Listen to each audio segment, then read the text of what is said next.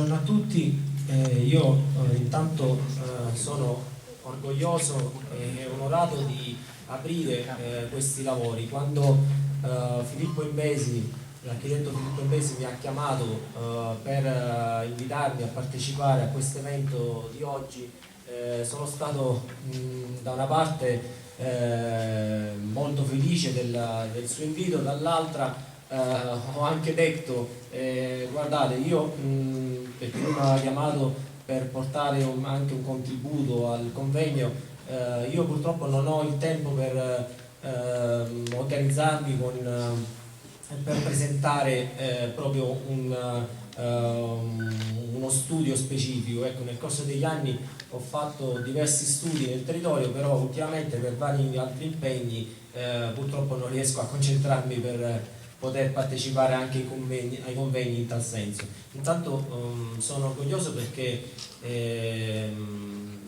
oggi mi sento di rappresentare un po' un passaggio di testimone tra l'ultimo evento che ha visto la partecipazione di molti dei relatori di oggi e l'ultimo grande evento nel nostro territorio, che è un convegno internazionale di studi storici sulla Sicilia, che si è tenuto dal 13 al 16 ottobre 2016, quindi recentemente a Santa Lucia del Mela, e questa seconda edizione di ricerche storiche nel Valdemone che si tiene proprio in questa splendida sede. Io ringrazio intanto la struttura che ci ospita, che è in questa splendida cornice, che è il Parco Museo Ialari. Ringrazio anche tutti gli organizzatori che sono stati elencati prima dall'avvocato Giorgianni e oggi intanto ho un grosso rammarico nel notare ancora per l'ennesima volta l'assenza della stampa locale rispetto a certe notizie. La stessa cosa che abbiamo notato di fronte a un convegno internazionale di studi storici sulla Sicilia di 4 giorni, di oltre 60 relatori provenienti dalla Sicilia, ma anche da altre zone d'Italia e persino dall'estero. Quando la stampa locale non riesce nemmeno a parlare di questo, la stessa stampa locale che è molto attenta al pettegolezzo di quartiere. Se leggete la stampa locale troverete veramente il pettegolezzo di quartiere. Quindi se il pettegolezzo di quartiere riesce a trovare spazio nella stampa locale, non capisco come mai quando facciamo cultura e lo facciamo ad alti livelli non ci sia una sola riga. Questo è avvenuto allora, scusatemi il sfogo, ed è avvenuto anche oggi. Quindi siamo registrati, io sono responsabile di ciò che dico, però purtroppo è la realtà. E invece il motivo di orgoglio è quello di vedere anche i tanti ragazzi qui presenti, perché quando parliamo di cultura non dobbiamo dirci sempre le cose tra noi, mi includo, tra noi studiosi, ma dobbiamo anche trasmettere ai ragazzi che sono la nostra speranza, rappresentano le future generazioni, trasmettere le nostre conoscenze e trasmettere anche quella voglia di fare ricerca seria, perché oggi purtroppo in questo appiattimento, l'architetto Imbesi parla sempre di appiattimento culturale, in effetti è così, a volte questo appiattimento culturale, diciamo, si è anche esteso anche al modo di fare ricerca. Oggi pensiamo che qualsiasi cosa, se non è presente su internet, non esiste. È sbagliato. Su internet c'è solo il 10% di tutto lo scibile, di tutto quello che si può ricercare quando noi iniziamo a fare degli studi in rispetto a determinati argomenti. C'è pochissimo su internet. Su molte cose non troverete una sola parola. Quindi è sbagliato pensare di starsene a casa davanti al computer e cercare tutto su internet, così come è sbagliato affidarsi solo ai documenti di archivio. Io consulto come voi gli archivi storici, per me sono importantissime le fonti storiche, però sappiamo che ogni dominazione che si è susseguita, diciamo, anche nel nostro territorio, la prima cosa che ha fatto è stata quella di cancellare i documenti delle popolazioni precedenti. Quindi noi oggi di tutte le dominazioni che ci sono state abbiamo pochissima traccia negli archivi. pochissimi documenti, alcuni sono stati trafugati, alcuni sono andati dispersi per incendi proprio dovuti a queste dominazioni, altre distrutte in eventi bellici o in eventi sismici. Quindi non possiamo affidarci solo alla documentazione d'archivio, bisogna anche a volte avanzare delle ipotesi che possono sembrare fantasiose, però trovare riscontro soprattutto sul campo.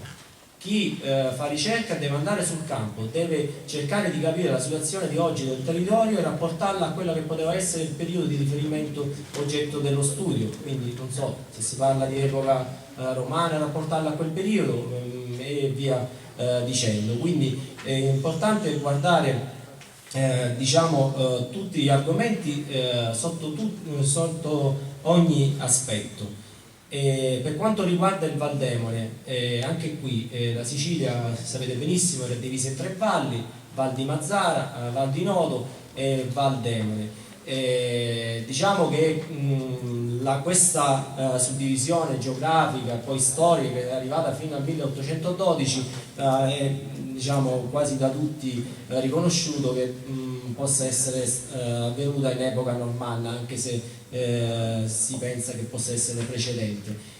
Abbiamo un mistero che è questa, la denominazione proprio della nostra area, quindi credo che qualche studioso che nell'ambito dell'esposizione della propria relazione sicuramente si lancerà anche in qualche ipotesi del genere. Mi ricordavo giustamente che io mi riferisco alla stampa locale, prima, ecco, giusto per precisare, mi riferisco ai quotidiani locali, quindi non mi riferisco ai settimanali o altro. Su internet è stata fatta tantissima pubblicità, l'unica testata giornalistica che è un settimanale è 109, dove c'è un bellissimo articolo del dottor Pantano, un contributo che ha portato lui e che ha contribuito appunto a far conoscere questo evento di oggi. Quindi in realtà c'è la notizia, ma è solo sul settimanale. Sul quotidiano, che è quello che legge la stragrande maggioranza dei cittadini, purtroppo non c'è traccia, nemmeno un trafiletto, e questo è gravissimo. E vi dicevo prima che per quanto riguarda il Valdemone, la suddivisione in Val di Mazzara, Val di Nodo e Val Demone, per quanto riguarda l'origine di questo toponimo, è un po' dibattuta. È vero che Val di Mazzara, Val di Nodo sono dei toponimi che hanno ripreso geograficamente quasi gli estremi geografici più lontani di queste 3 grandi aree, mentre per il Valdemone questo non è avvenuto, perché l'estremo principale per quanto riguarda la nostra area, che comprende l'ex provincia di Messina, ora città metropolitana di Messina, ha compreso anche buona parte dell'Ennese e quasi tutta l'area etnea, l'estremo orientale doveva essere Messina. Perché chiamarlo Valdemone se l'estremo orientale era Messina? Era più logico chiamarlo Valle di Messina. Qui ci sono 2 ipotesi: Demenna come città importante, centrale in questo vallo, che poteva aver dato nome a quest'area della Sicilia, oppure io sinceramente non credo molto in questa localizzazione, in questa spiegazione di Demenna, oppure l'altra spiegazione, Vallis Nemorum, la terra dei boschi. Il professore Quattrocchi, sì, diciamo che tutte e 2 le ipotesi forse non vanno bene, non giocano tutte e 2 con la logica del Val di Mazzara e Val di Nodo, però anche questa qua dei Valle dei Boschi, oggi abbiamo il 10% dei boschi in Sicilia rispetto a quello che era l'estensione in epoca romana, e grossa parte di questi boschi si trovavano proprio nel Valdemone, e ancora oggi abbiamo delle testimonianze di questo in degli alberi secolari monumentali presenti nel territorio.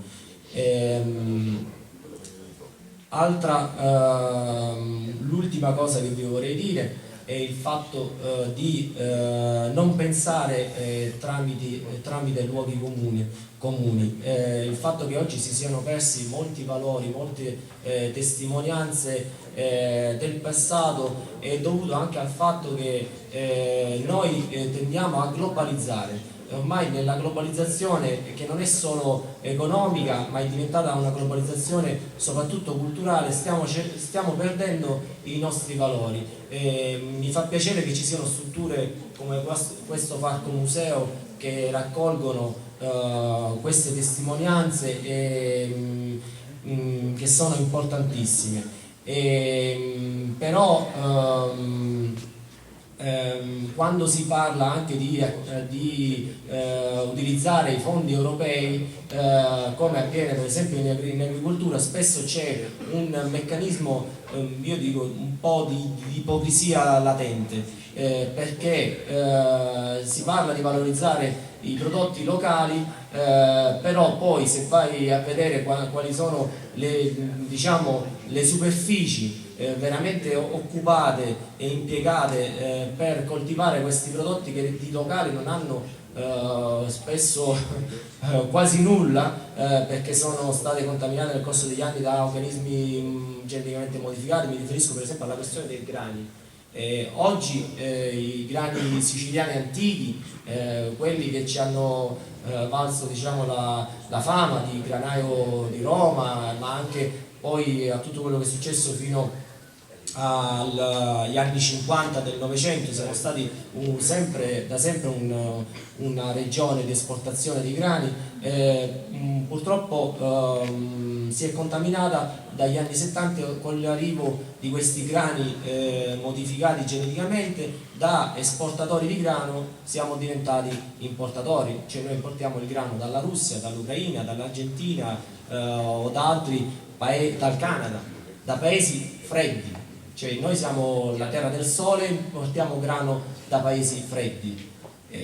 Lasciamo perdere tutto quello che c'è chimicamente dietro questa ed anche economicamente dietro questa non lo so come definirlo, quest'autogol, ecco, mettiamolo in termini calcistici. Però il fatto di parlare di valorizzazione dei nostri prodotti quando poi facciamo poco per valorizzare realmente quello che è di autoctono. Questo succede purtroppo anche